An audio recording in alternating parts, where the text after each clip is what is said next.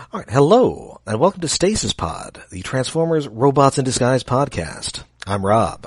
I'm Jen. And I have a Thermidor. I'm David. Yay! I'm jealous. I have a jealous.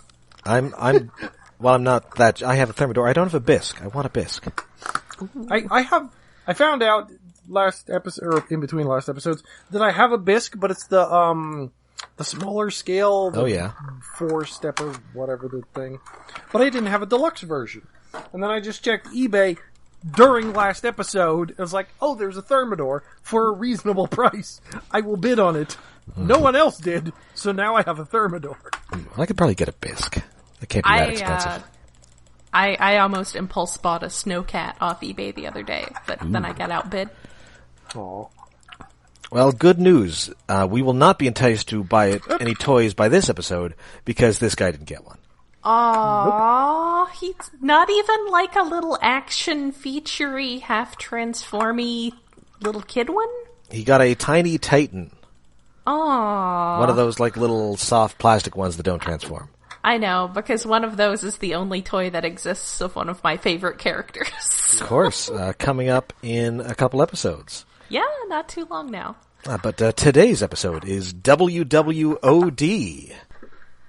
I feel like this is obviously a reference to the old Sky Lynx line from the episode Call of the Primitives, where he says, "Now remember, before you do anything, think, is this what Sky Lynx would do in my position? And you will not go far wrong."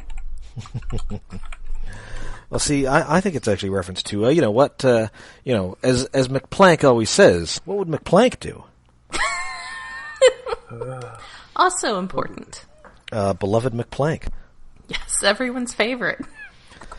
He's big, he's heavy, he's wood. Yeah, this first aired in the U.S. April 18th, 2015.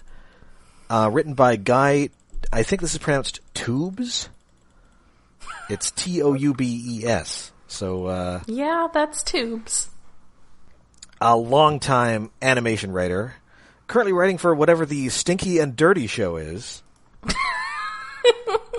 It appears to be about two, Cars-type construction vehicles. Uh-huh. Is it like... Okay. This sounds like a pre-Skull, like a pre-Tiny I think Kid so, show. Yes. Pre-rescue bots. Yeah. Okay. And it looks like most of his stuff is for that sort of age group. Interesting. You've also got most of the shows I have not heard of because I generally do not associate with small children. You got some Care Bears, you got some Littlest Pet Shop. You got whatever Tiny Ones Transport Services. Oh, tots. Yes, tiny tots of various kinds. Looks like little CG animals in a stork. Whatever Mowgli, The New Adventures of the Jungle Book is, which looks like it was live action. My nephews are aging out of this stuff, so I'm definitely losing touch with this yes. level of kids programming. Slug Terra? Yeah, that sounds like an anime. Is that an anime? That. No, it's a little bitty kids show. Oh, okay. I think all this time I've assumed that was probably seen toys of it or something. Are they slugs? Oh, yes. Okay. He did some Hi Puffy Amayumi. That show was fun. Oh.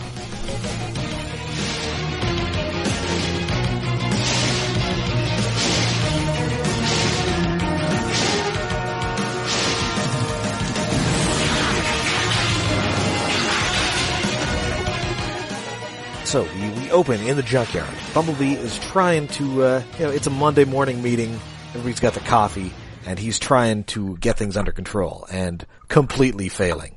Yeah.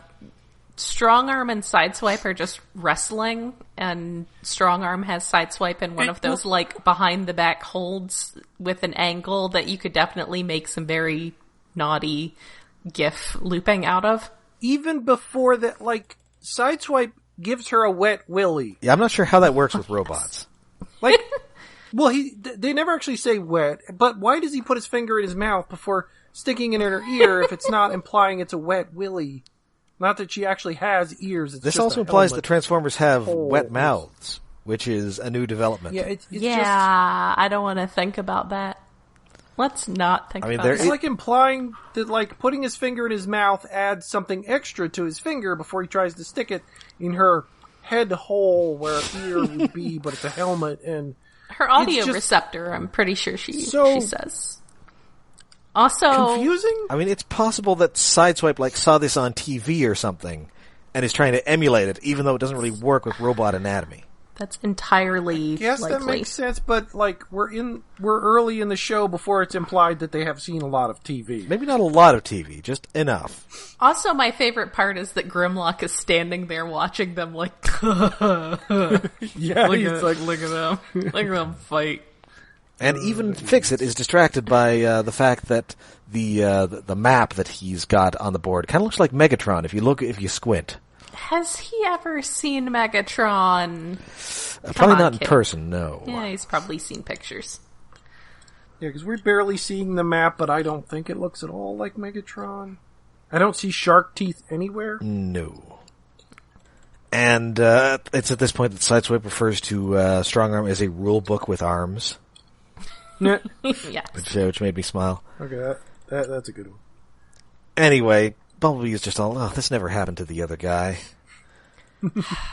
I feel, and I realize this is sort of the basis, like a major theme of this episode, but I feel like it's like you're a high school teacher, but your grandpa was General Patton, and you're like trying to hold these high school kids to the same standard as like the lower ranking officers that your grandfather commanded, and these are not, I mean, there's an obvious reason why, and that's because they were battle-hardened adults.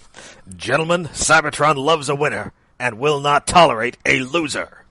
So he's not being fair to himself at all. Well, no. And a lot of this is not being fair to himself. In fact, he even, they've got a bunch of mirrors here, so he's all, well, I talked to Optimus through a reflection last time, so maybe if I stand here and try and summon him, no. No, you can't just do that. And meanwhile, Sideswipe just dumps a giant pile of pinball machines on the poor Strong Arm. Yes. Much to the alarm of Denny, who's concerned about the status of his Volcano Avenger 1978. Well, she's painted Sideswipe's face on one of those, like, the Bob's Big Boy heads? Bob's Big Boy looking things. And she's using it as a punching bag. And he, like, climbs up this stack of scrap behind her. Stack of scrap that looks like almost entirely made out of arcade pinball machines? Yes. Yes. Which, yes, then... Well, it's a Volcano Avenger 1978. Well, one Denny's of them very is. Disappointed. Yeah, Denny definitely strikes me as a guy who hung out in a lot of pinball halls in the 70s. Yes, yeah. I agree with this. Where does his head go? Very, very familiar with various silver ladies. Yes. So yeah, Bumblebee is just okay. Well, so listen, I can't summon Optimus. Maybe if I'm more like Optimus. Autobots, listen to me. Such a good fake Optimus speech. Listen, love it. it's a better fake Optimus Prime voice than the guy who's currently doing it on Cyberverse. Ooh. Yeah, that's fair. Yeah. That's my hot take. I really like their whole, like, camera work around him here. It's pretty good. I mean, he's a little less Peter Cullen and a little more William Shatner. Yes. Yeah, and he's doing Autobots, listen to me. all the ridiculous anime posing with the equivalent of speed line backgrounds that are just sort of gradient. Yeah. And then it looks like it's working for a second, but then they just all laugh at him and tell him that that's the worst Starscream impression they've ever heard. Yeah. Which is pretty amazing. Again, when have they ever heard Starscream? I mean, maybe he sounds less like Starscream, more like the guy who played him in the movie. There you go. Maybe Like, they've been watching documentaries, educational documentaries in school, or it's been dramatized at this point. It's whoever's like the Cybertronian equivalent of Brad Dourif is playing him. Yes. Where does Or Steve Buscemi. has. Yes, I agree. Strongly agree. That's not how that works. So yeah, luckily they are interrupted by a Decepticon signal. There is a mysterious pod has been found by humans and taken to the Crown City Museum of Natural History and Sciences, which is one of those sort of everything museums that you see in movies, but do exist in real life. Well, yeah, if you're not in a, like, New York City or Toronto or wherever, your museum is going to be a little less specialized. I'm going to say that even Toronto's big museum is the Royal Ontario Museum, and it is like a movie everything museum. Like, one floor is dinosaurs, next floor up is mummies. Oh, well, if we're going by that, yeah, that shit's in New York and Philadelphia, too. Yeah, Columbus had one that was a bit like that. It was a little more geared towards kids, but they would have, like, nights where they'd have more grown-up. I don't know that necessarily means pornographic displays. I think they just mean stuff with a little more depth to it. Is that the one with the giant heart? They might have had a giant heart.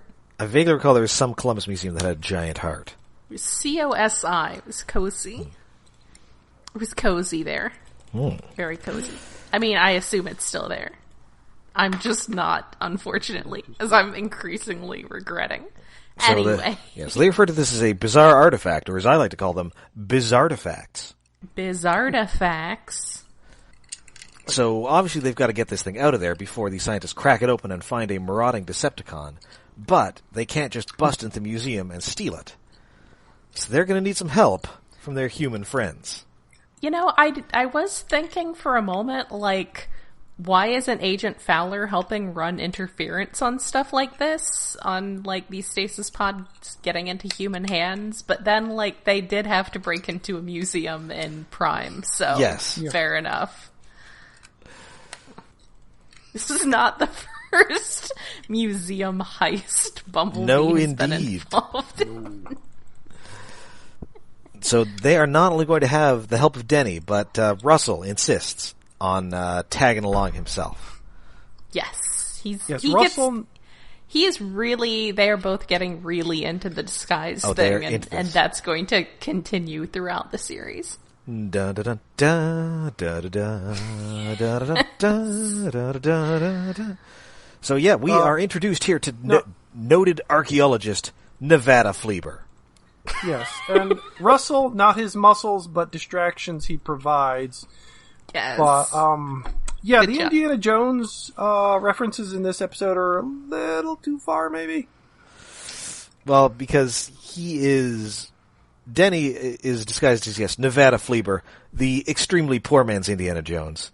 He hasn't even taken off his Hawaiian shirt. He's just wearing a ratty-ass jacket over it.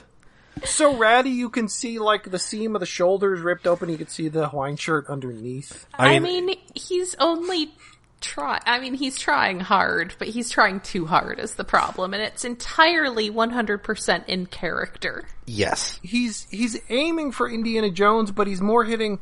Oh, what was the name of MacGyver's friend? Oh. The goofy one. Hibbs or Higgs? Something like that. Like, it's like a goofy pilot guy who always wore Hawaiian shirts. I think he was a pilot. I haven't seen MacGyver in forever. Old MacGyver, not new MacGyver. I want you to all know that I'm being distracted right now by my cat being an asshole and having to be directly on the desk rubbing up against the mic. So I apologize for any purring. Cat, why do you do this to me? That's okay. I can't hear it. I think I needed new headphones. Okay, I think it was TC. Oh. TC Calvin. He was runs a local helicopter charter service, and often finds himself persuaded by Magnum to fly him during various cases. That is a good business to be in if you want to run into. Why are you looking up Magnum PI instead of MacGyver? Magnum PI. Oh. I guess I saw the Hawaiian shirt and I thought Magnum PI. Well, I thought the guy on MacGyver had a Hawaiian shirt too. Also, I wasn't alive for much of the 80s. Well, yes. Aww. Okay, so what am I thinking of? Jack Dalton? Yes! Played by Bruce McGill. Yeah. Yeah, that's what I was thinking. Okay. Meanwhile, Russell is there dressed as Short Round. Yes, playing McPlank. Yes. Yeah, which was just giving me Ed and Eddie flashbacks, and also making me think, like, what happened to that guy that was Short Round? He was in a bunch of movies. I think he was also hired to become a doctor or something. I think so, yeah. He was also in The Goonies. A lawyer. Yeah. And speaking of things that recur in Robots in Disguise, you can possibly take, I don't know, are you taking a drink every time there's a bad Danny disguise? They wouldn't be every episode, and I'm not keeping track of them, but yeah, you can probably do that. Because it happens like every other episode. And speaking of bad disguises, take a drink, because it's time to disguise Grimlock, so we're putting a tarp over him. Yep, it's time for putting a tarp over him. The origin of tarp. Tarp begins. I do kind of wonder, like, Grimlock being like capable of being disguised. Like, it seems like one of those things that would have come up in like the pre-show development phase. Well, I have to assume they were given like conflicting directorates by Hasbro. So it's like, we want them to be in disguise. It's called Robots in Disguise. They're hidden from humans. Okay. Also, Transformers Age of Extinction just came out. We want Grimlock in the show. Yes, he's a giant dinosaur. That's right. Like, it's so at odds with... I love Grimlock, and he's fun, but he's so at odds with everything else about this show that, like... it would be so much better if, like, he was a triple changer, or he had a dinosaur mode and a car mode or something. Yes. But I was expecting a giant car. It's fun watching them deal with it, but it does seem like one of those... things that they have to deal with all the time that maybe would have been easier to just not put him in the cast. But I assume that Hasbro absolutely wanted some Grimlock. Or like in the second season, now he's a triple changer, he has an ugly truck mode. No. Like just to sell another toy or something. Later on, they kind of haphazardly attach some parts to him so he can disguise himself as a construction vehicle. That sounds familiar. A, it doesn't look like a construction vehicle. B, they never made a toy of it. No, they did not. Aww. None of the toys even came with a tarp. No, they should have. A tarp is easy to make. You just get a tissue or something. Well, I suppose. Also, it's poor Strongarm, who I guess has the truck mode, so she's the one who's got to tow him around. Yes. Sideswipe does not have a tow hitch. Yeah. Absolutely not. Like, you would try to approach him with one, and he would just shriek and run off. That's not what a car like him has.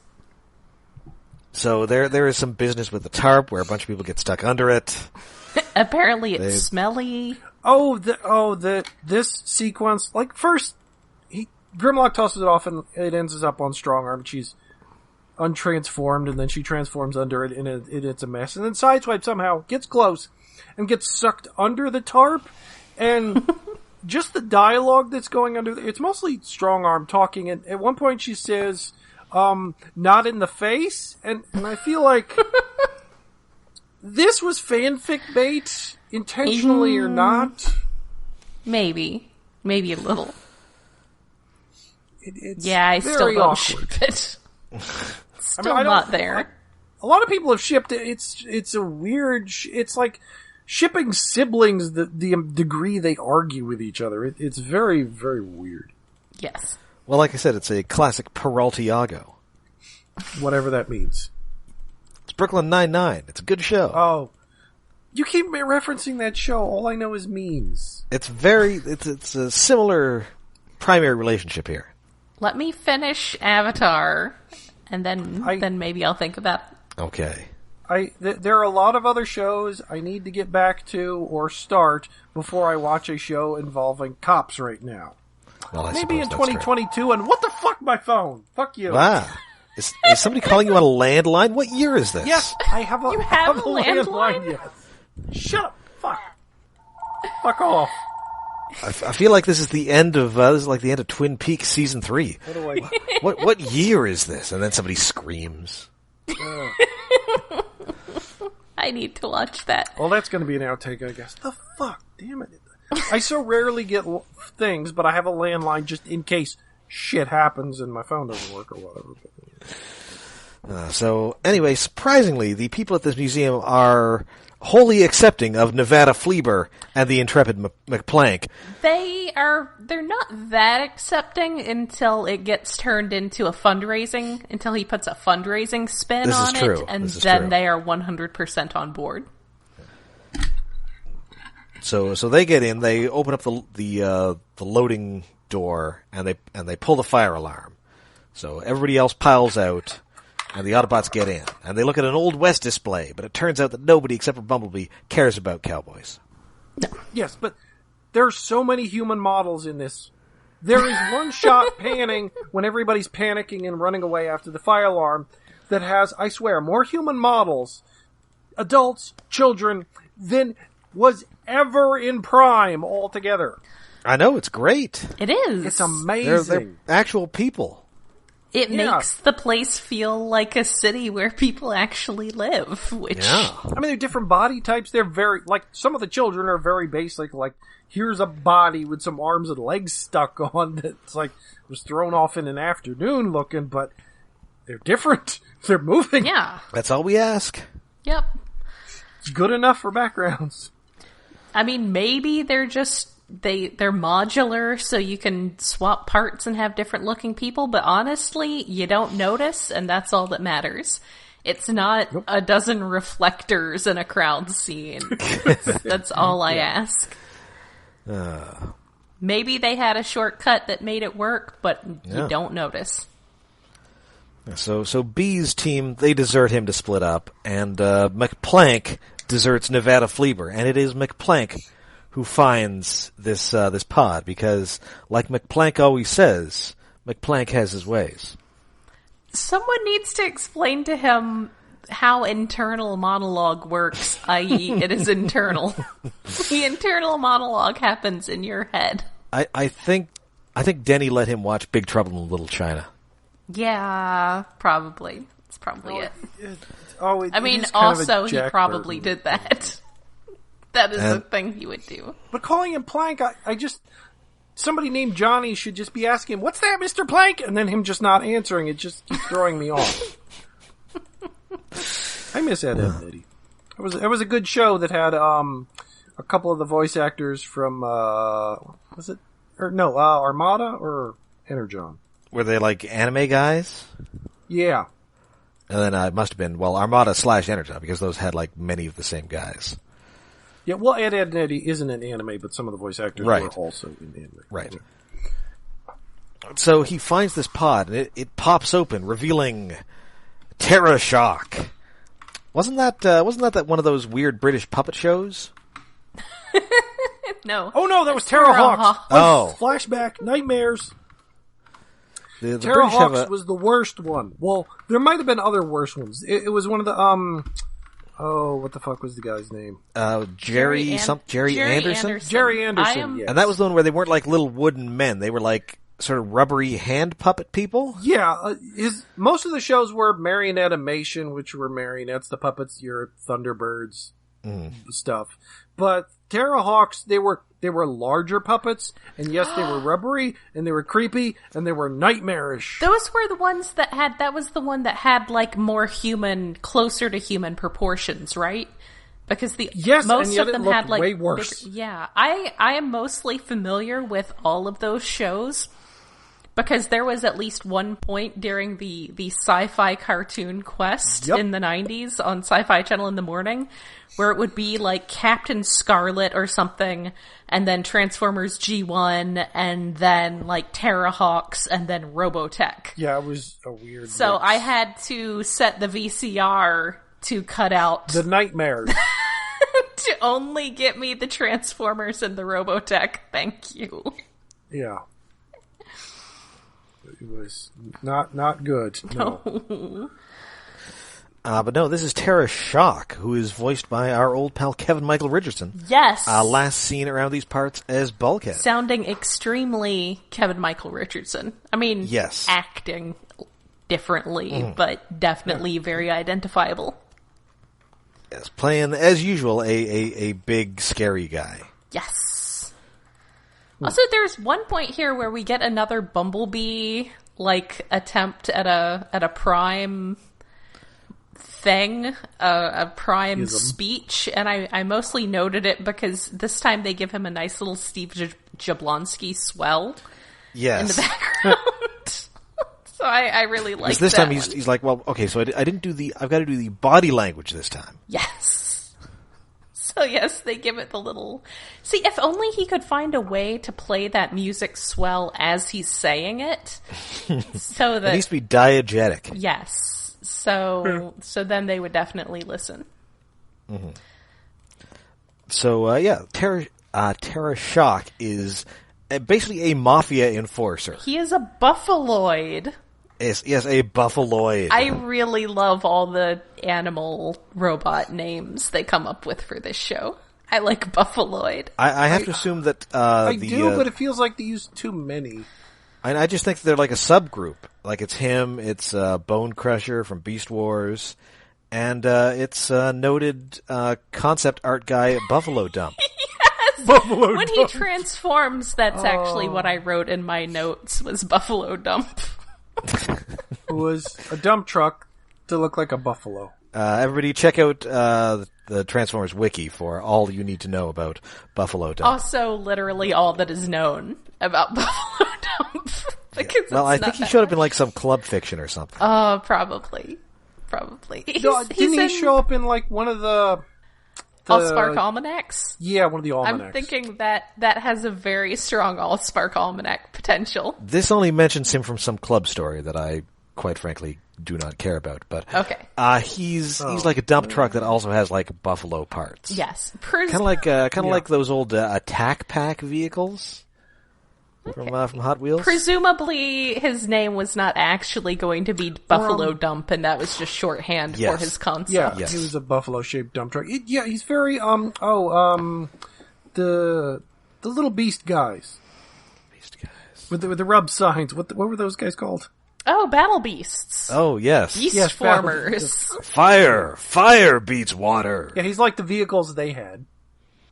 Friend to the Autobots. Yes. Story he was in. Flames of yesterday. So they show up in the I believe the second volume of the Transformers manga collection. Ooh. Yes, which I need to get around. So he works for a Cybertronian mob boss named Contrail.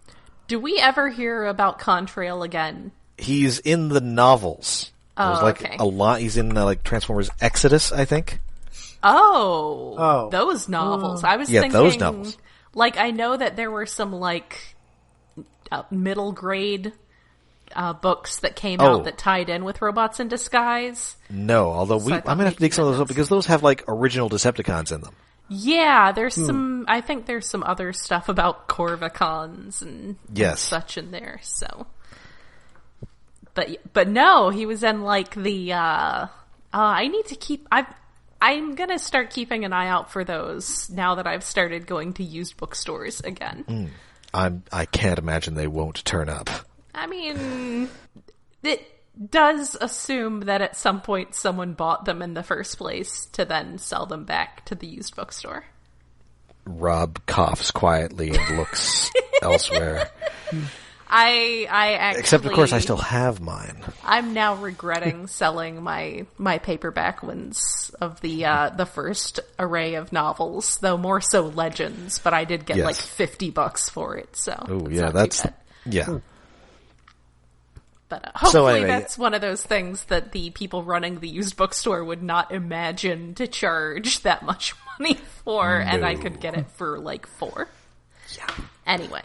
So yeah, he's very claustrophobic. I guess, I mean, like a real buffalo, he likes those wide open spaces. Yes. He wants to get down to the Old Town Road. Because this episode is about to get very cowboy. Yes, it's pretty cute. A little too much, which... So he wants to be out in the open, and he's also very, very stupid.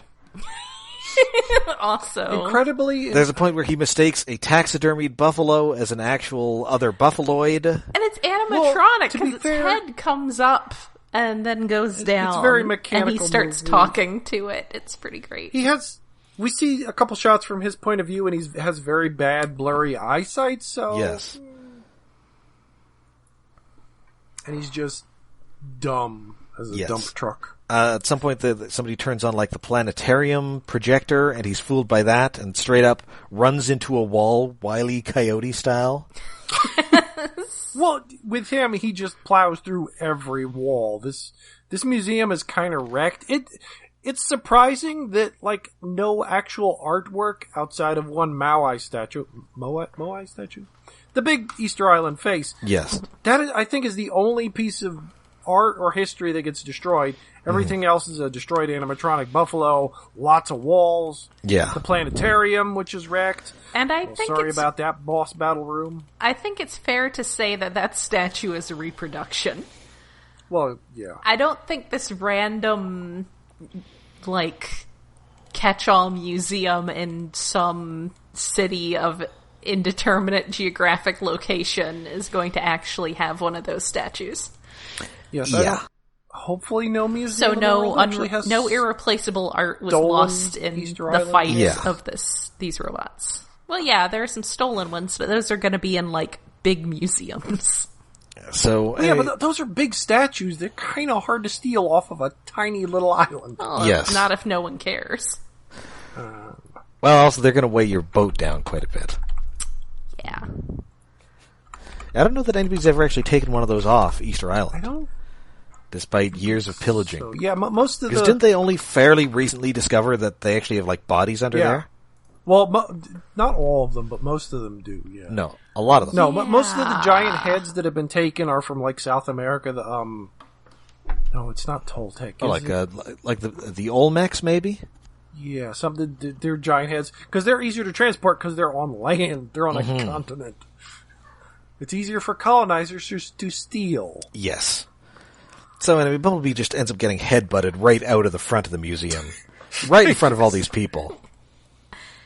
And... Robots in Disguise, the title has ended. Well, no, because luckily Denny's a quick thinker, and also maybe he's seen Rescue Bots. Yes. Because straight up, hey, check out these wacky new animatronics we're going to be introducing at the museum. Say, robot, what is the density of mercury? And hilariously, it's a science fact that Bumblebee doesn't know. Well, yeah, that seemed odd. Bumblebee's not the science fact guy. So he's all bleep, bloop, error. Why couldn't he have asked him something that he could have been expected to know? Like, I don't know, the distance to the sun or something. Something spacey. Something a space robot would know. But yes, I like his beep boop error, and then he goes back inside. I have some bad news. 11 of them have been taken off of Easter Island. Oh. Ouch. I don't think any of the really big ones, but a couple of the important ones. Oh, well, those people probably died of curses. Yeah, most of them are in America, a couple in France. It's how you get curses. Chile. I mean, Chile's at least close. Oh, a couple of them are still on Easter Island in a museum, maybe? Wait, what? Or they returned, I don't know. Scrolling quickly. Anyway, but yeah. So yeah, they go back to the museum and tell everybody that, hey, guess what? We all blew it. And now there's a giant robot buffalo rampaging through the city. But as he's walking through there, he walks in front of some very shiny elevator doors. And ooh, Bumblebee, it is I, Ghost Optimus. Only, he says he's allowed to appear only when the Primes believe his need to be dire. The Primes only allow me to appear to you after I have done my homework and finished my dinner. Yes. Which, like, it's the most, like, Deus Ex Machina, like, because the writers say so reasoning. Well, yes. It's so vague, but I guess it works. Yeah. And Ghost Dad gets to visit once in a while. And Bumblebee, the only advice I may give you is that you are not me. So you cannot try to be me. You must be you. Well, yeah, no. But his call gets disconnected in the middle. Oh, yes. Bumblebee, there is another call coming in. Spiritual interference. The Wi-Fi cuts out. The Wi-Fi in the afterlife cuts out. So yeah, he just, Bumblebee's just looking at these cowboys, and he's, well, I guess maybe it's time to cowboy out. Or cowboy up. It's time to go to the Wicca Wicca Wild Wild West. Yes. Autobots. Well, it's so weird that Bumblebee's into the Wild West when that's something Optimus Prime's voice actor is more likely to do. Well, yes. They were, at least we knew where Jasper was. Oh, and that's it was true. in the West, so I could see him, looking into all that stuff back when he couldn't talk about it with anyone. Oh, he's so excited to be able to talk to people about his appreciation for cowboys. So yeah, they're hitting the road, and they are going to. It's time for the roundup. Bumblebee does say "roll out," but it's not one of his made-up sayings, so it doesn't count. Yeah, it doesn't land like a ton of bricks. Also, when Prime disconnects, Bumblebee's I hope he's all right. I'm in the afterlife? Yeah, I hope he doesn't get more dead. I hope he's not sad. I hope he's feeling okay. Well, I don't know, maybe it's like in Beetlejuice, where if a ghost gets exorcised, they're dead. They're dead squared. Maybe. But it also kind of sounded emotionally I hope he's dealing with this okay. So yeah, crazy cowboy music is playing, it is time for the roundup. Good work with the music across the board in this episode. It's a little what is it? It's a little Magnificent Seven. Mm-hmm. Oh, is that Ennio Morricone? No, that's I'm not sure who Magnificent Seven is, but that's American, so it wouldn't be it wouldn't be Morricone. I don't think. Anyway. So yeah, they are just sort of herding him and also Strong Arm again does not quite get the whole concept of this, because I think it's Bumblebee who yells yippee-ki-yay and she responds with zippy highway. Yes. She's trying. She's trying so hard. She's trying. She's a good girl. And finally they do. They do corral him, knock him out, and then drop a Dinobot on him. Yes, there's a lot of property damage in this whole episode, but also especially in this chase scene. Yes. It is a Michael Bay-esque chase scene.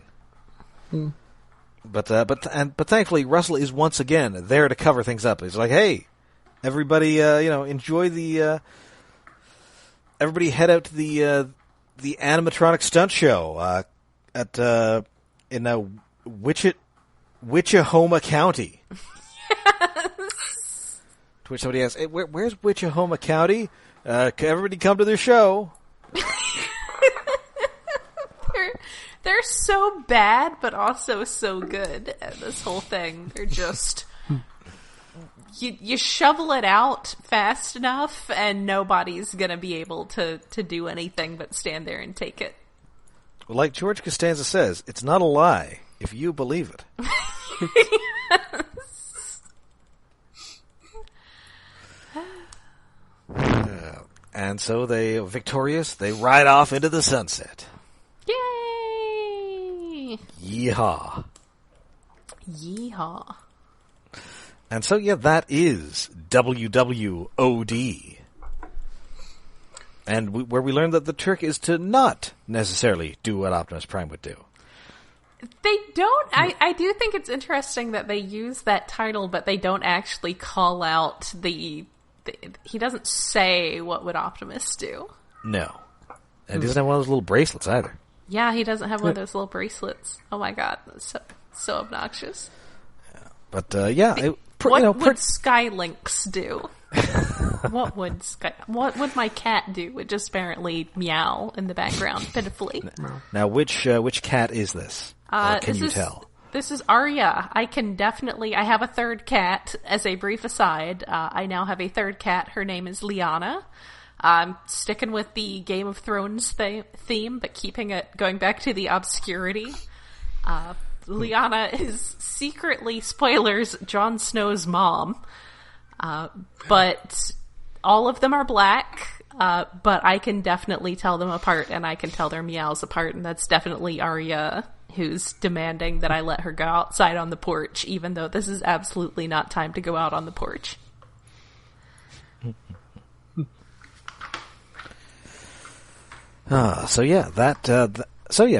Pretty fun episode. Not the most memorable of Decepticon villains, but a reasonably enjoyable one.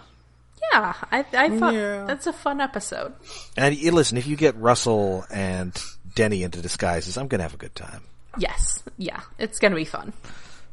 I'm just concerned about this museum that now definitely needs a fundraiser. There's like 6 holes in walls. The front entrance is gone. Well, I mean, good news, it appears later in a couple seasons. Okay, so it doesn't go out of 2 or 3 business years to get repaired. Rebuilding. Yeah, that's a lot of damage. It's not great. Don't do that. Yes. Come on, guys.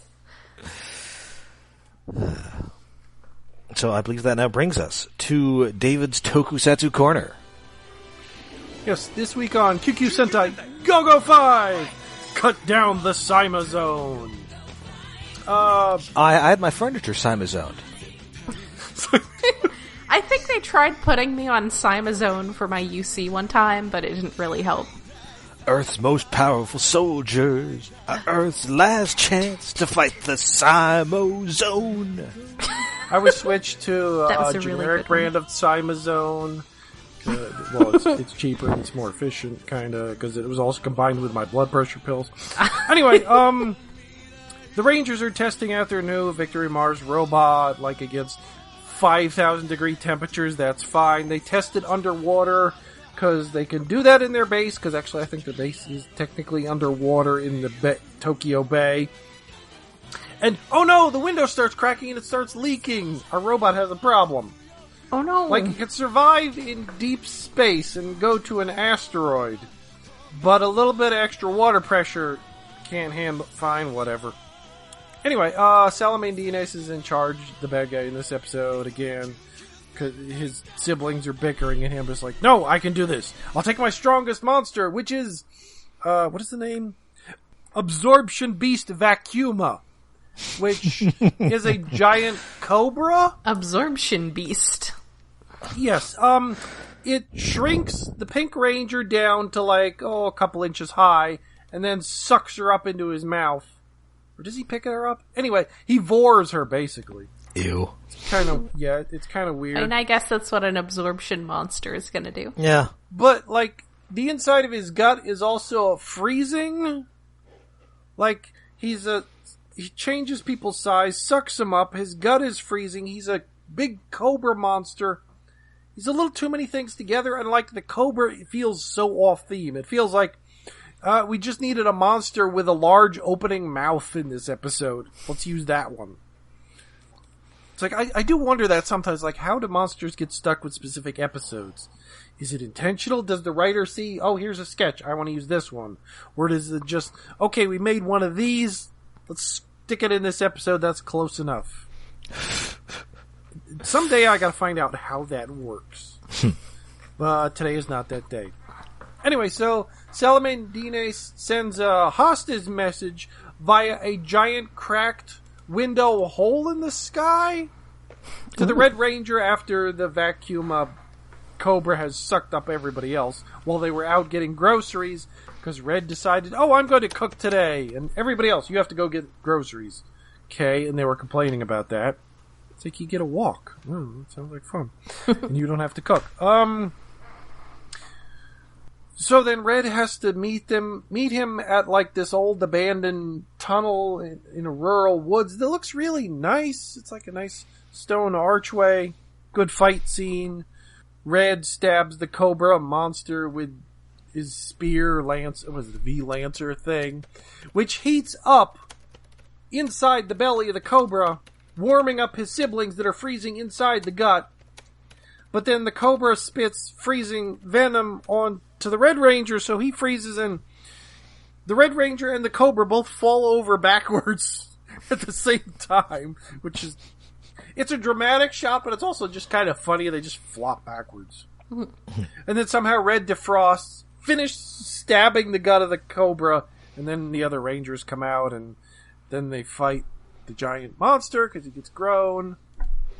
And Salamandines can, like, make this spiral zone Cyma dome that, like, the sky turns black, and then there's aurora lights, and they're just messing with visual effects. Like hanging the monster upside down to punch the giant robot in the face. Aurora Borealis, at this time of year, in this part of the country, localized entirely within your Cyma zone. May I see it? And then the Cobra also makes 4 of the Imp Mook guys, like, giant monster size, too, for no reason.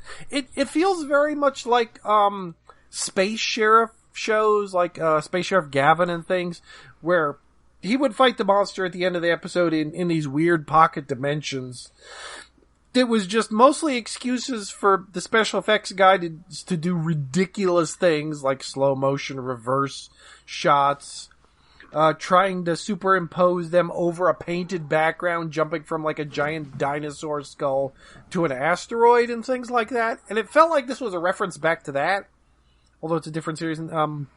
Space Sheriffs were the early 80s, I think, and this is 1999. Maybe the effects guys just got bored and did that this episode. It's like, Space Sheriffs. Let's do a thing. And then Salamandines changes the zone to underwater, and the robot starts leaking, but it defeats the monster anyway. Sure. Okay, there's a lot going on in this episode for not much going on. Sounds like it. Like, there's very little story, but there's a lot of excuses for special effects nonsense. Yes. Which is fun. That's the best. That's how Toku should be. Yeah, honestly. Yes. Toei's been putting up episodes of a bunch of old shows on YouTube, including Space Sheriff Gavin. And some of the things they were putting subs on, but I think for Gavin, I think they only put, like, subs on the first 3 episodes, but Gavin is... Oh, and the video quality isn't great, but watch some of them. It's glorious nonsense at its best. All right, so I think that brings us to the end of our episode. We'll be back next week, but of course, until then, you can find us all over the internet. We're on Twitter, we're on Facebook, and we have a Patreon. Yes, we are hosted on iaconunderground.net, where we have a Patreon set up for hosting and other expenses. That is at patreon.com/iaconunderground. This month, because there's no way any of us are getting anywhere near a theater to go see New Mutants, instead we have decided to watch the 1-episode pilot from the 80s, Pride of the X-Men. So we're seeing how many Australian characters they can stuff into half an hour of an American show. You can't see me, but I'm shaking my fist in fury. It's pretty bad. It's the worst Wolverine. He's so bad at being Wolverine. For as little as $1 a month, you can become a Patreon and get our monthly special episodes where we talk about new movies when there are some to talk about. We are looking into Inhumanoids for Halloween, so we'll see if we can track down some of that, because that's nice and spooky. A lot of 80s shows lately, since we can't go see movies, and those are always fun. That is at patreon.com/iaconunderground. All right, so until next time, when we find out what the Cospigo commands. And that's a good one. And who is our special guest star next time? You guessed it, Frank Stallone. Yes! Oh. Until then. Oh, is there going to be a musical number? Oh, you better believe sing? it. Oh, there should Rob be. Sing? Rob's probably going to sing. Oh, listen, Rob has been studying the lyrics for months, knowing that this episode would come. I hope you're all getting ready for the love theme from First Blood Part 2, Rambo. Always. But until then, I'm Rob. I'm Jen. And I'm Space Sheriff David. I want to be a space sheriff.